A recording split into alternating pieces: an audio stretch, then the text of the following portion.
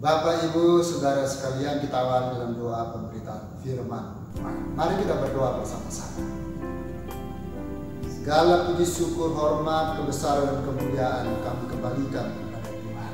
Kami mengucap syukur Bapa, sebab hari ini adalah harinya Tuhan. Tuhan pelihara kami, Tuhan izinkan kami untuk dapat mendengarkan pemberitaan firman. Pakai hamba-Mu yang sederhana ini untuk menjadi saluran berkat guna memaparkan berita firman Tuhan. Uruskan segenap tubuh jiwa roh hamba-Mu, ampuni dosa dan pelanggaran hamba-Mu, supaya hamba-Mu berkenan di hadapan-Mu. Demikian juga jemaat-Mu, Engkau yang menguruskan mereka, supaya dalam kekudusan Tuhan kami akan melihat kemuliaan Tuhan dinyatakan di dalamnya.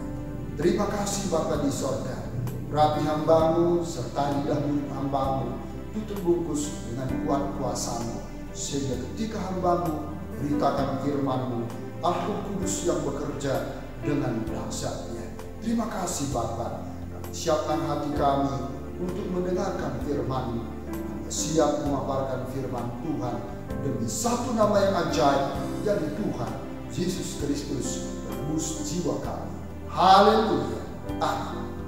Haleluya, haleluya. Puji Tuhan. Shalom Bapak Ibu Saudara sekalian. Apa kabar hari ini? Doa dan harapan saya tetap kabar baik, luar biasa, tetap sehat dan tetap survive, karena anugerah Tuhan melimpah atas kita semuanya.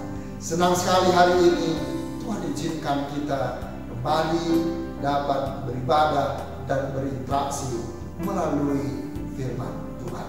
Izinkan saya menyampaikan satu topik pemberitaan firman Tuhan, yakni pelajaran dari Simson. Sekali lagi, pelajaran dari Simson. Saya akan membacakan dari kitab Hakim-Hakim pasal 13 ayat 1 sampai 8, kemudian 24 dan 25. Demikian pemberitaan firman Tuhan. Lahirnya Simson. Orang Israel melakukan pula apa yang jahat di mata Tuhan. Sebab itu Tuhan menyerahkan mereka ke dalam tangan orang Filistin 40 tahun lamanya. Pada waktu itu ada seorang dari Zora dari keturunan orang Dan, namanya Manoah, istrinya mandul, tidak beranak. Dan malaikat Tuhan menampakkan diri kepada perempuan itu dan berfirman kepadanya, demikian, memang engkau mandul, tidak beranak, tetapi engkau akan mengandung dan melahirkan seorang anak laki-laki. Oleh sebab itu peliharalah dirimu, jangan minum anggur atau minum yang memabukkan, dan jangan makan sesuatu yang haram. Sebab engkau akan mengandung dan melahirkan seorang anak laki-laki. Kepalanya takkan kena pisau cukur, sebab sejak dari kandungan ibunya anak itu akan menjadi seorang nazir Allah, dan dengan dia akan mulai penyelamatan orang Israel dari tangan orang Filistin. Kemudian perempuan itu datang kepada suaminya dan berkata, telah datang kepadaku seorang abdi Allah yang rupanya sebagai rupa malaikat Allah, amat menakutkan. Tidak kutanyakan dari mana datangnya dan tidak juga diberitahukannya namanya kepadaku. Tetapi ia berkata kepadaku, engkau akan mengandung dan melahirkan seorang anak laki-laki. Besok itu janganlah minum anggur atau minuman yang memabukkan, dan janganlah makan sesuatu yang haram. Sebab sejak dari kandungan ibunya sampai pada hari matinya, anak itu akan menjadi seorang nazir Allah. Lalu Manoah memohon kepada Tuhan, katanya, ya Tuhan, berilah kiranya abdi Allah yang kau utus itu datang pula kepada kami dan mengajar kami apa yang harus kami perbuat kepada anak yang akan lahir itu.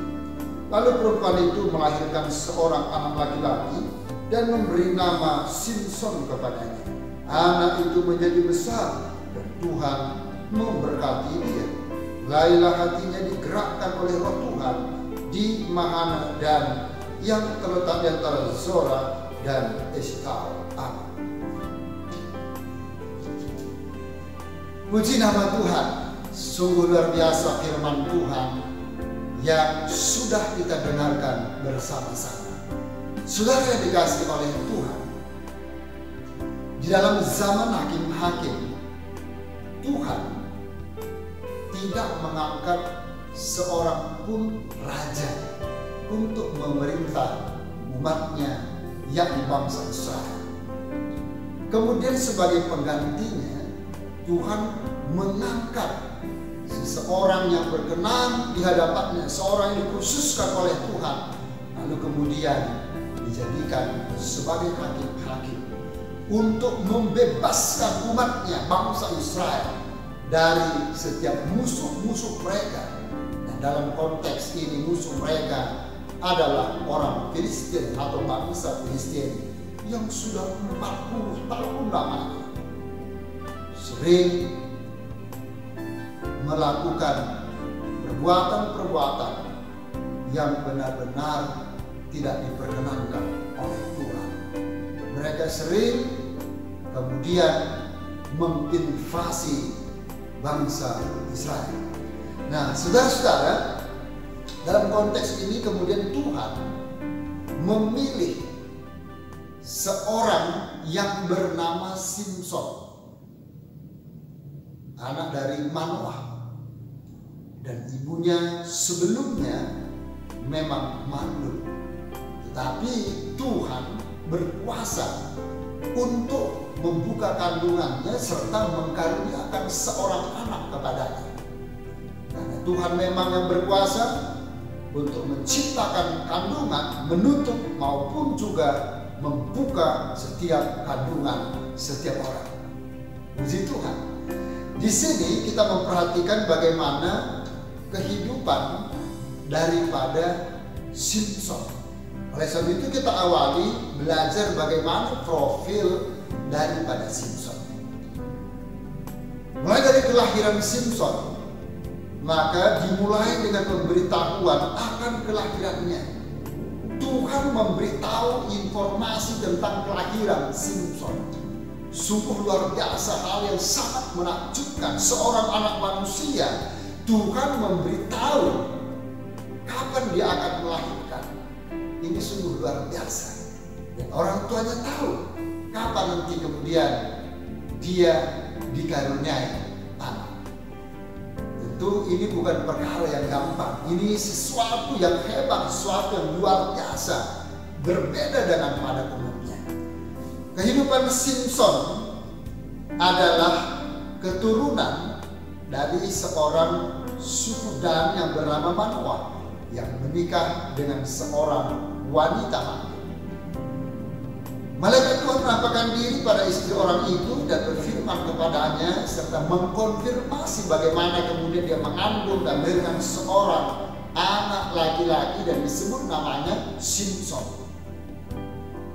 Saudara, malaikat itu beritakan supaya wanita itu mengikuti peraturan Nazir selama ia mengandung. Tidak boleh meminum anggur atau minuman yang memabukkan. Dan tidak boleh memakan makanan yang haram sesuai dengan aturan yang sudah digariskan kepada bangsa Israel pada zaman itu. Dan wanita itu kemudian memberitahu suaminya Manoah. Dan Manoah pun berdoa supaya malaikat itu mengunjungi mereka dan mengajar mereka bagaimana cara membesarkan anaknya kemudian hari. Ini perkara yang penting. Dan itu ditanyakan dalam ayat yang ke-8. Dan ayat 9 Tuhan menjawab, beritahu bagaimana caranya anak itu kemudian bertumbuh baik secara jasmani maupun rohani. Kemudian Simson diangkat Tuhan, dipakai Tuhan menjadi seorang hakim, memerintah bangsa Israel selama 20 tahun lamanya. Selain sebagai seorang hakim, ia seorang nazir Allah. Dan kemudian dari dalam kandungan anak itu sudah ditentukan menjadi seorang nazir Allah. Namun berulang kali ia gagal memelihara peraturan-peraturan yang sudah digariskan sebagai nazir Allah. Saudara, seorang nazir Allah dalam bahasa Ibrani berasal dari kata nazar, artinya mengasingkan. Dia mentakbiskan, berpantang.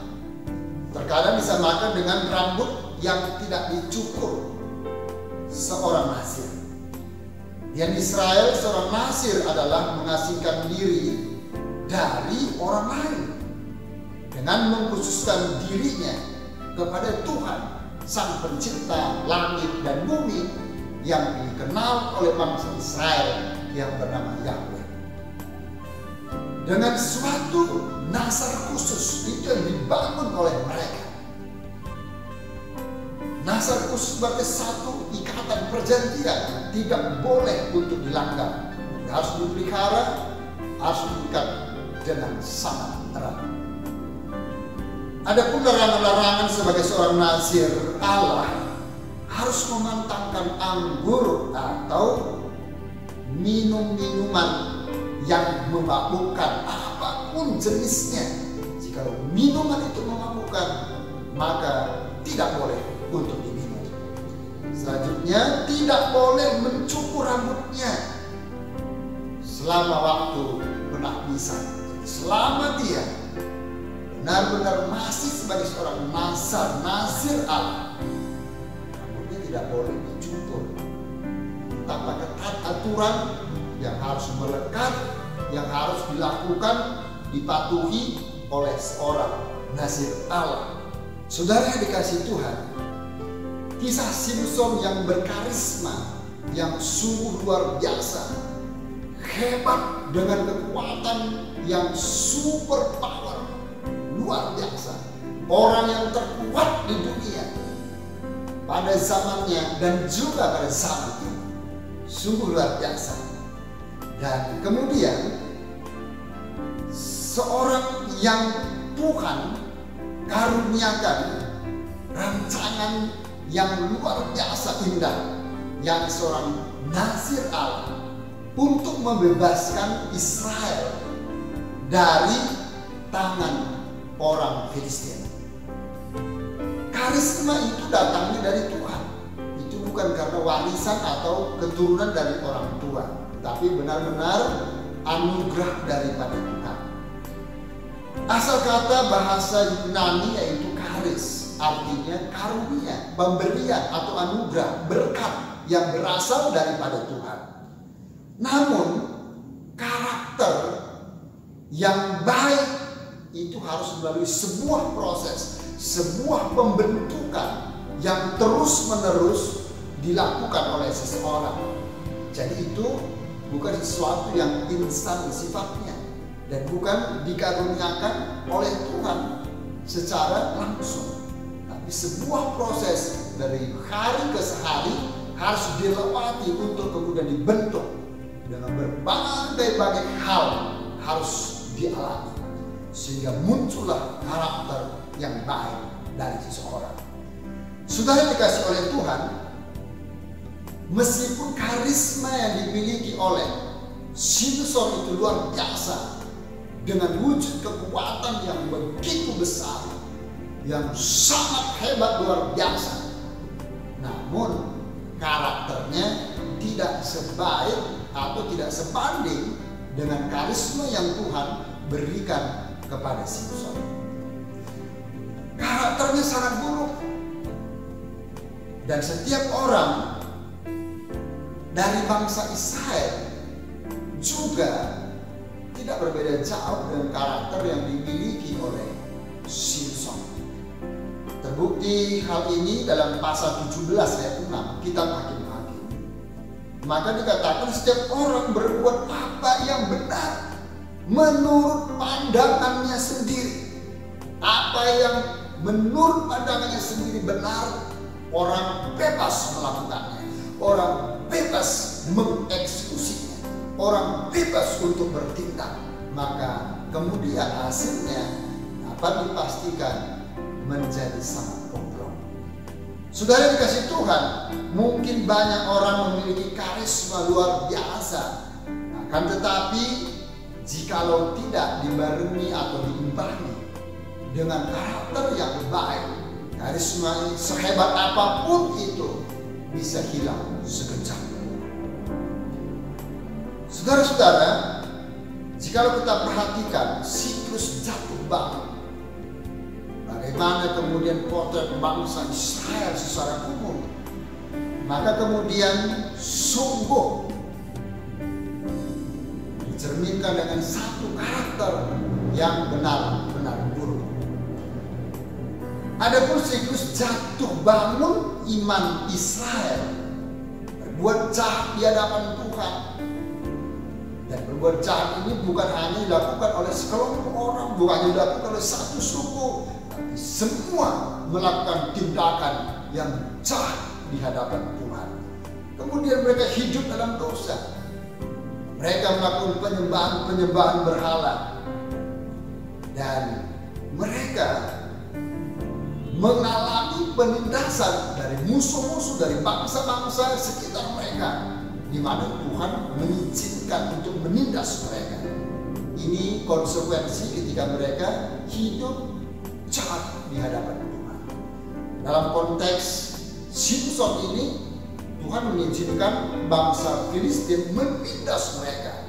Dan lamanya 40 tahun. Sungguh satu waktu yang cukup panjang.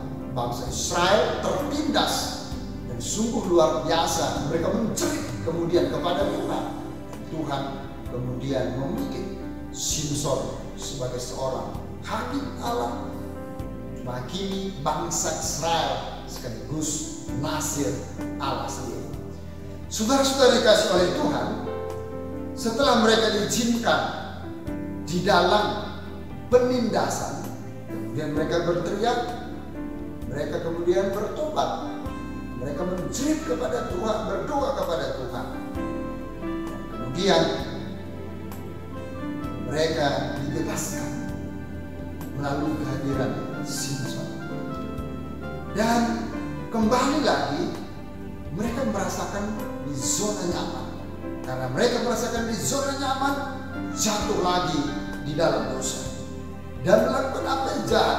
Begitulah seterusnya, begitulah selanjutnya, sebagai satu siklus jatuh bangun, perjalanan yang panjang.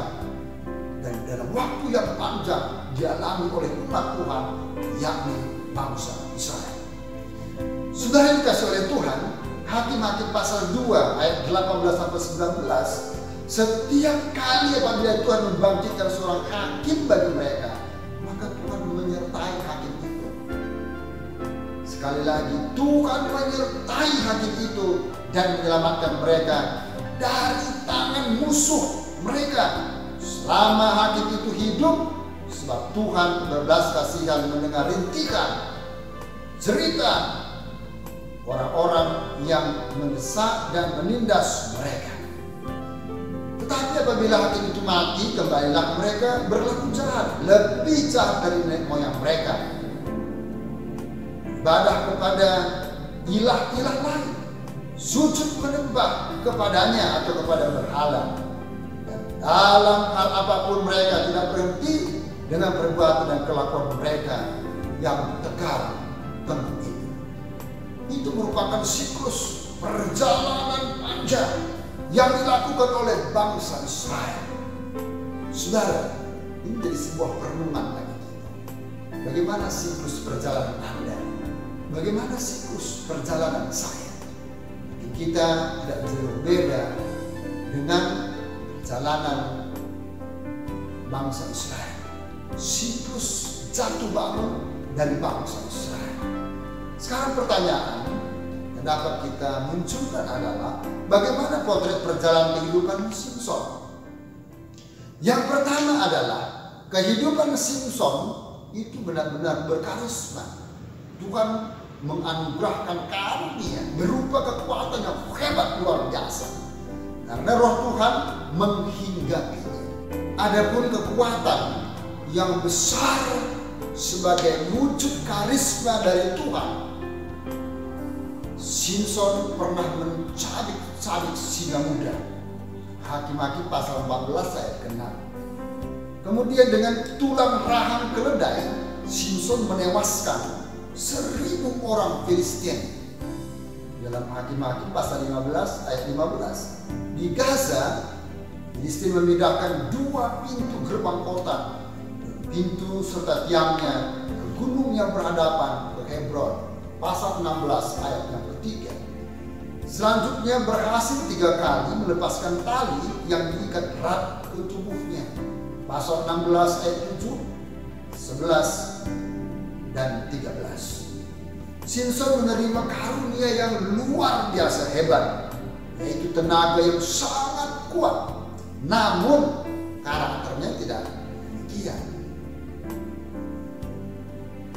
Sekali lagi, antara karisma dan dengan karakter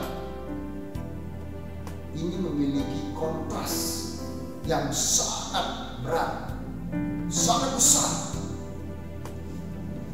Namun karakternya sangat buruk. Maka kemudian Colin Powell berkata, leader are made, not born.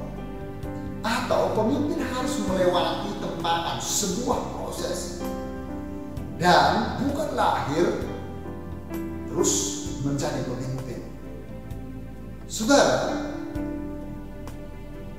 kita sebagai orang percaya belajar daripada kehidupan Simson. Tuhan juga karuniakan kepada kita semua karunia. Itu berbeda-beda satu dengan yang lain. Tapi karunia harus betul-betul diimbangi, dibarengi dengan karakter yang baik. Di sini kita belajar supaya karakter yang kita miliki sekarang kita mau untuk terus dibentuk. Dan yang membentuk adalah firman Tuhan dalam kehidupan kita. Kemudian yang kedua, bagaimana potret dan perjalanan hidup Simson. Tuhan sudah mempersiapkan Simson menjadi seorang pemimpin dari sejak lahir, atau persiapan Tuhan melahirkan pemimpin sejak lahir, sejak dari dalam kandungan. Tuhan sudah mengkhususkan Simson sejak dari dalam kandungan, sungguh luar biasa. Hakim pasal 13 ayat 24 sampai 25. Lalu perempuan itu melahirkan seorang anak laki-laki dan memberi nama Simson kepadanya. Anak itu menjadi besar, Tuhan memberkati dia. Laila hatinya digerakkan oleh Roh Tuhan di Mahanedan yang terletak di antara Zora dan Esitaol. Saudara-saudara, ada 3 tempat di sini yang disebutkan, dan 3 tempat ini memiliki pengertiannya masing-masing. Zora itu berbicara tentang dosa atau kedagingan, dan Mahanedan yang berbicara tentang zona nyaman. Dan untuk membuat keputusan, tempat untuk membuat keputusan, di sana zona nyaman. Kemudian Esitaol, tempat untuk mencari wajah Allah. Dan kemudian Mahanedan melambangkan tempat beribadah, atau gereja, atau zona nyaman untuk membuat keputusan. Pertanyaannya adalah, kita ke Zora atau hidup dalam dosa dan kedagingan, atau ke Esitaol, terus-menerus mencari wajah Allah dan berada dalam hadirat Allah. Sekali lagi, perjalanan hidup kita ini menuju Zora, ke tempat Zora, hidup dalam dosa dan kedagingan, ataukah ke Esitaol yang terus-menerus setiap hari Kita kemudian mencari Allah, mencari wajah Allah, mencari hadirat Allah, mencari perkenan Allah, mencari kehendak Allah. Atau secara bersama-sama. Kita hidup dalam dosa, tapi kemudian juga kita datang kepada Allah. Tentunya ini berpulang kembali kepada kita masing-masing. Kitalah yang lebih tahu tentang pribadi kita, tentang perjalanan hidup kita, tentang karakter hidup kita masing-masing. Saudara dikasih Tuhan, bagaimana dengan rancangan indah untuk Simson? Tuhan sudah merancang yang begitu indah tentang kehidupan Simson. Tetapi kemudian ia tidak melakukan sesuai dengan rencana dan rancangan daripada Tuhan. Tuhan sudah memberikan kekuatan yang besar untuk menghalau musuh-musuh, untuk mengalahkan musuh-musuh. Tapi karakternya tidak dipelihara dengan baik. Karakternya sangat-sangat buruk.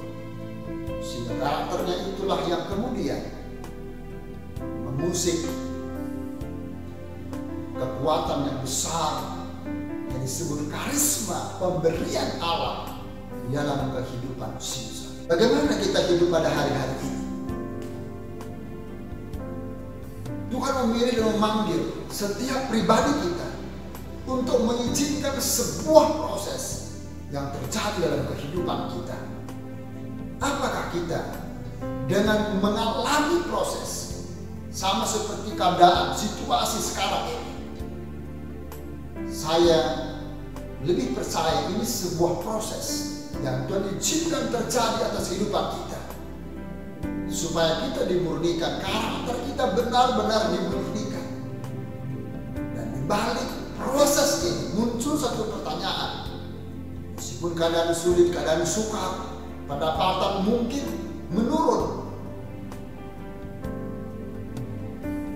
tetapi kemudian apakah Anda dan saya tetap setia kepada Tuhan? Apakah Anda dan saya tetap beriman teguh kepada Tuhan?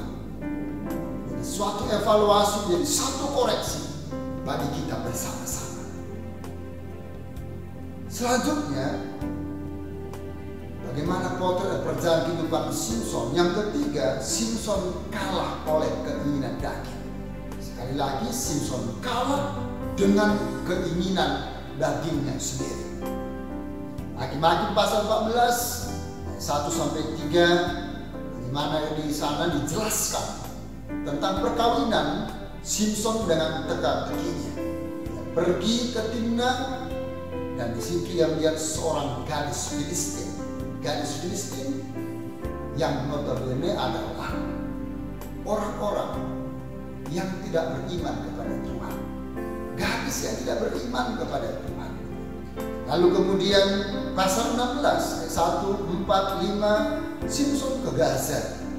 Dia pergi ke Gaza, dilihatnya di sana seorang perempuan Sunda, lalu menghampiri dia.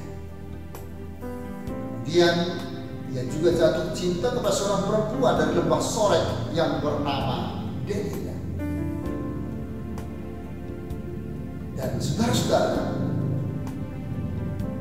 di sini Simson sekali lagi kalah dengan keinginan daging. Dia mencintai gadis yang tidak seiman dengan dia. Padahal kekuatan yang besar dari Tuhan, yakni karunia dari Tuhan, dipercayakan kepadanya. Dia seorang nasir Allah, seorang hakim punya kapasitas untuk memerintah, menghakimi bangsa Israel. Sungguh jabatan yang sangat besar dipercayakan kepada Simson. Tapi sekali lagi keinginan daging mengalahkan dia. Mencintai perempuan yang tidak seiman dengan dia, kemudian menghampiri perempuan Sunda. Sekali lagi Delila, perempuan yang tidak seiman, perempuan yang tidak diperkenankan oleh Tuhan, menghampiri, dan dia menghampirinya. Kemudian kalau kita perhatikan, maka di tangan Delila dia kemudian ditaklukkan. Raja-raja kota orang Filistin menyergapnya. Dan dalam kisah Simson dan Delila sungguh-sungguh luar biasa. Di akhir kisah itu Simson ditaklukkan. Roh Allah undur dari dia, kekuatannya hilang karena dia melanggar apa yang menjadi aturan sebagai seorang nazir Allah, di mana rambutnya tidak boleh dipotong, tidak boleh cukur, karena itu merupakan aturan yang baku sifatnya, tidak boleh ada tawar menawar. Namun dia melanggarnya. Kenapa? Karena keinginan daging mengalahkannya. Saudara,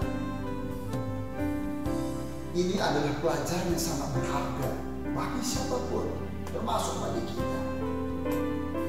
Kemudian yang terakhir, yang keempat, potret dan perjalanan kehidupan Simson.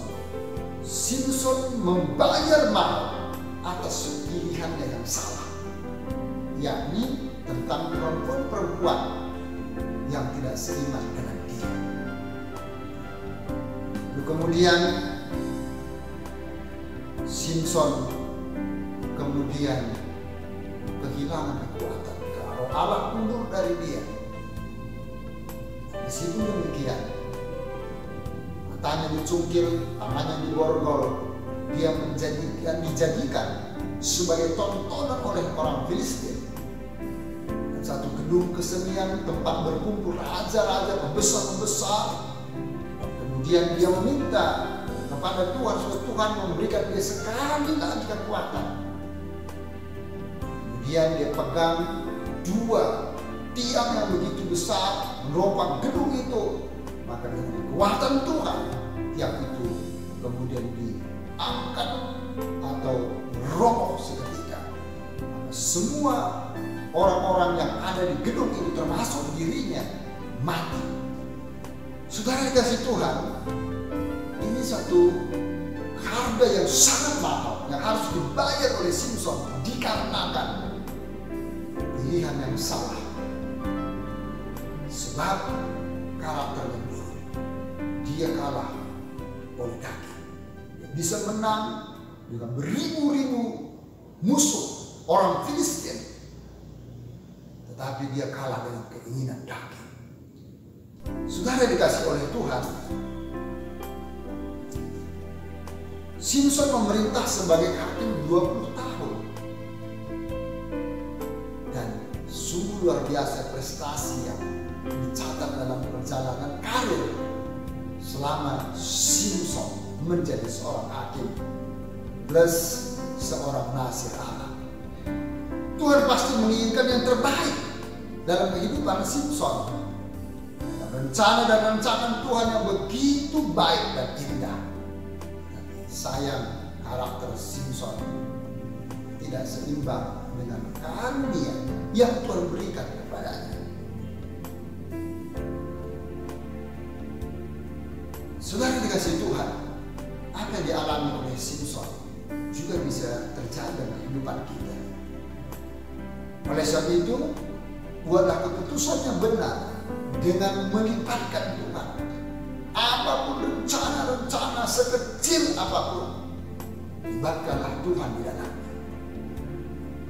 Jangan seperti Simson bertindak dengan keinginan daging, maka endingnya dia mengalami kesengsaraan, bahkan mati. Kalau Tuhan undur dari dia, dia kehilangan kekuatan. Saudara, pilihan ada dalam tangan kita, bukan di tangan orang lain. Bagaimana potret kehidupan Anda dan saya? Tuhan mengkaruniakan setiap kita karunia dari Tuhan untuk bekerja, untuk melayani, untuk melakukan sesuatu yang indah, yang terbaik kepada Tuhan. Bagaimana kita merawat, menjaga karakter kita? Apakah sudah sesuai dengan firman Tuhan? Apakah sudah sesuai kehendak Tuhan? Ini merupakan suatu proses. Bagaimana kita harus belajar setiap hari. Jangan izinkan kita kalah dari kedagingan. Kesukaran hidup, tantangan hidup, Tuhan izinkan terjadi. dengan kasih karunia Tuhan. Tuhan berikan kita kekuatan, kesanggupan, kemampuan untuk menerobos, untuk mengalahkannya. Jangan sampai kita kalah dengan keinginan daging. Ya, dengan kuasa Tuhan juga kita dimampukan untuk mengalahkan daging dengan membangun karakter yang baik di hadapan Tuhan. Tuhan Yesus memberkati kita. Mari kita berdoa bersama-sama. Tuhan Yesus, Gembala kami yang baik, kami ucap syukur buat firman-Mu yang sudah kami dengarkan pada hari ini. Mohon Allah Kudus yang terus berbicara, menajamkan firman, meneguhkan dan memeteraikannya supaya menjadi rema, menjadi berkat bagi kami semuanya. Mohon Allah Roh Kudus mampukan kami hidup berjalan on the track dalam firman Tuhan. Izinkan kami karunia untuk dapat melayani, untuk dapat bekerja sesuai dengan perkenan-Mu, dan kalau Engkau izinkan tantangan, kesukaran-kesukaran hidup, Tuhan juga berikan kami kemampuan untuk hidup eksis, survive di dalamnya. Maka kemudian tantangan dari diri kami sendiri, yakni keinginan daging kami, mampukan kami mengalahkannya. Dia membangun karakter kami yang baik seturut dengan firman Tuhan. Mohon ampun Tuhan, jikalau selama ini sering kami jatuh bangun dalam Engkau, kami dikalahkan oleh keinginan daging. Tuhan, genggam hidup kami.